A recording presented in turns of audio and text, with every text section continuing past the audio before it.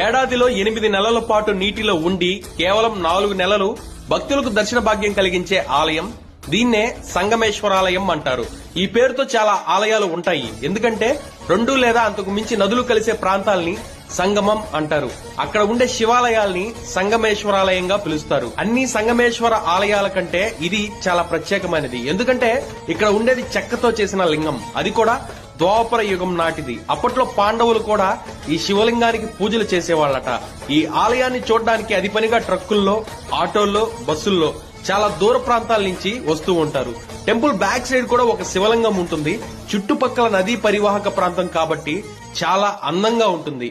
చలువ పందిళ్లతో టెంపుల్లో అడుగడుగున చాలా విగ్రహాలు ఉంటాయి. ఇక్కడ రాతి శిల్పకళ చాలా బాగుంటుంది. మీరు ఇప్పటి వరకు ఈ సంగమేశ్వరాలయంకి వెళ్ళకపోతే తప్పకుండా వెళ్ళిరండి. లైఫ్ లో ఒక్కసారైనా చూడాల్సిన ప్రదేశాల్లో ఇది ఒకటి. నంద్యాల జిల్లాలో ఉంటుంది.